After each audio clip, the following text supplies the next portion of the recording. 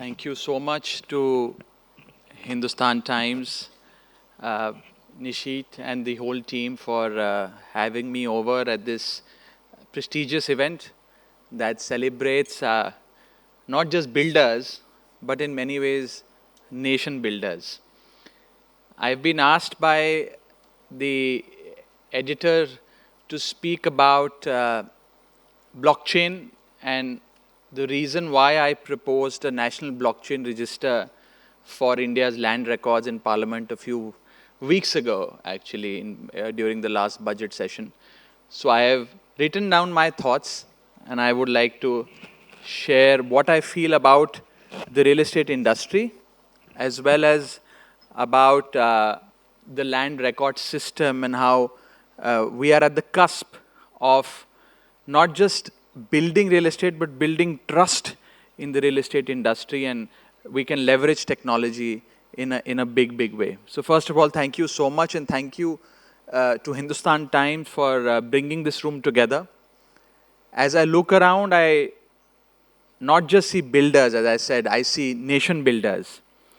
And among all of you, you give millions of Indians a roof, a balcony, an address, and a place to raise their children. You have turned wastelands into skylines and empty plots into beautiful homes. So you, more than almost anyone in the country, understands the quiet truth of an Indian household or an Indian home. And the strongest part of building any home, as you would know, is the foundation. Our task in this decade is to make the paper that proves the ownership as strong as the concrete that holds the building together or the house together. And this is what I would like to concentrate on in my address today. Let me say something that the room does not often hear, among several other things that you do not usually hear politicians say, which is that you are not just an industry. You are the second largest employer in the entire country after agriculture. Close to 7 crore Indians earn their livelihoods because of the real estate industry, because of the work that you begin on your sites.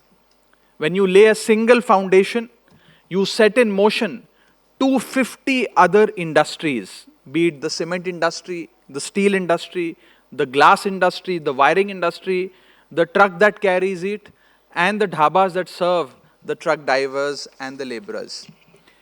Today, nearly 7% of our economy is on our way to becoming an industry which will, in the coming days, by the year 2030, will become a $1 trillion economy. This industry alone will constitute $1 trillion to India's economy. So everything that I'm about to propose today has only one purpose, which is to not fix a problem, but to take the brakes off your engine. For decades, the golden rule in the real estate market has been location, location, location. But I believe that the next golden rule will be trust, trust, and trust. Trust in title, trust in timeline, trust that when a family signs the biggest check of their lives, they are buying a home, not a dispute, not a title dispute, not litigation. Our elders understood the value of this trust better than any economist. And therefore, as the famous couplet goes, Rahiman dhaga prem ka, mat todo chatkaye, टूटे से फिर ना जुड़े, जुड़े गांठ पड़ जाए. The thread of trust, he says, never let it snap. For once it breaks, even if you tie it again, the knot remains. So our mission is simple, to build a system where that thread of trust in the Indian home can never be snapped in the first place. And therefore, I share good news with you, that the hardest part in this entire ecosystem has already been done. The will to act is already behind us. And for decades, several governments must have treated home buyers' anxiety as someone else's problem, but this central government chose to treat it as its own. And look what all has changed. We now have RERA, the RERA. This sector finally got the transparency, the accountability, and the home buyer actually got a law that protects it, not that he is left to fate.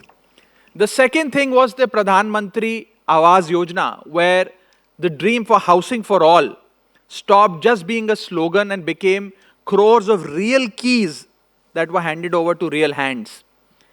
And on the land record metric itself, the very paper we began with, this government has moved faster than any government before it. And today we have the Digital India Land Record Modernization Program, and close to 95% of our rural records have already been computerized.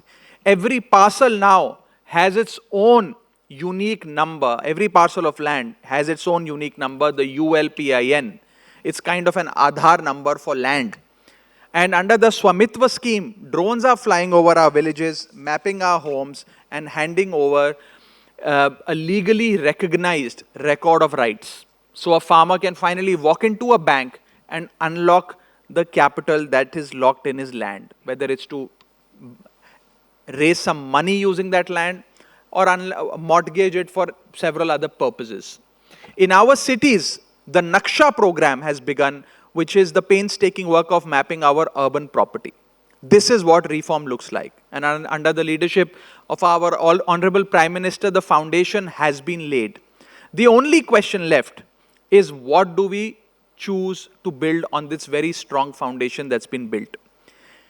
And we should build this with confidence, because a harder version of this exact challenge is already behind us. Just like Indians did it with money. 15 years ago, sending money across the country, let's say from Kanyakumari to Kashmir or Kashmir to Kanyakumari, if you had to send money, it meant a host of forms, long queues, and a wait of days. But today, a vegetable vendor accepts payments using a simple QR code tapped on the piece of a cardboard. India now runs the largest real-time digital payment system on the planet, and the world comes to study this. We did it again with identity, where more than 140 crore Indians have a verifiable digital identity through Aadhaar, the largest such system ever built by any nation anywhere. So next time when somebody says that India is too big, too complex to fix its land records, remind them gently that this is the country that digitized the rupee and the citizen and made it look easy. Land is not harder than that by any stretch of imagination. And that brings me to the technology part of it. The word, my friends, is blockchain. It's a concept that I had spoken about in the last budget session in Parliament in my individual capacity. And even today, I speak about that concept in my individual capacity as a student of finance and a student of the industry that all of you belong to. I think the moment we use the word blockchain, the first thing that comes to one's mind is crypto or speculation. I would request all of you to please keep that aside. I'm not here to talk about getting rich or getting robbed. Let me explain it in the language that this room will understand very well. Every one of you knows what a chain of title is, the unbroken history of who owned a property and handed it cleanly over to the next owner and then to the next owner. A blockchain effectively is a simple chain of title that cannot be broken, cannot be forged, cannot be tampered with, cannot be lost, and cannot be washed away in a flood, in a fire, or the file never goes missing. One shared register held in many places at once, and every entry is stamped with the exact moment it was made.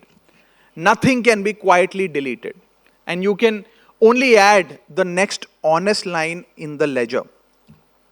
The oldest trick in Indian real estate has been selling the same plot to 4 or 5 different people.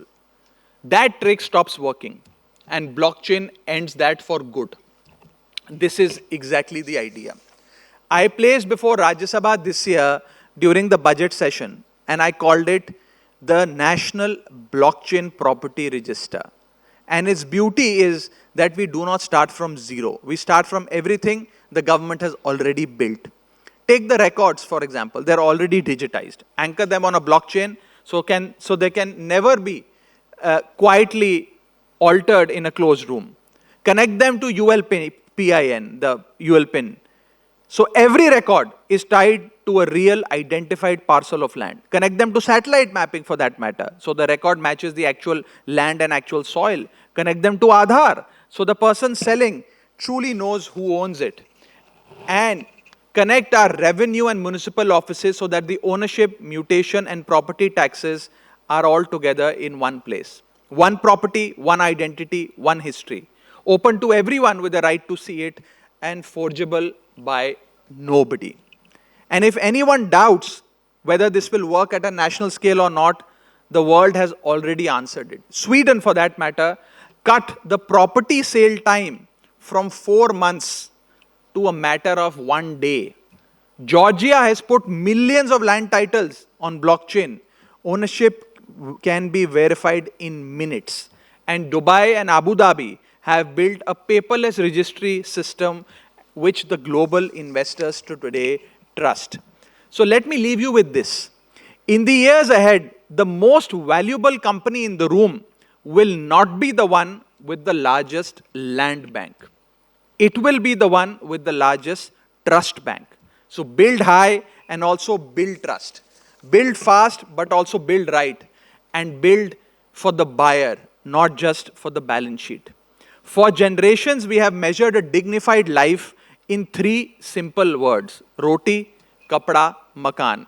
We have already done remarkable things vis-a-vis the first 2. The third one, which is the makan, is what we really need to work on currently. And now in this decade, we will finish the work of the third.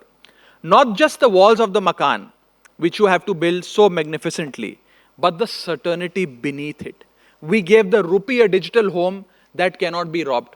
We gave the citizen a digital identity that cannot be erased. It's time that we give India's land the very same gift, a record that is finally, truly and permanently theirs. This is the resolve that Iqbal once said in his couplet, which goes like this, कि खुदी को कर बुलंद इतना कि हर तकरीर से पहले खुदा बंदे से खुद पूछे बता तेरी रजा क्या है.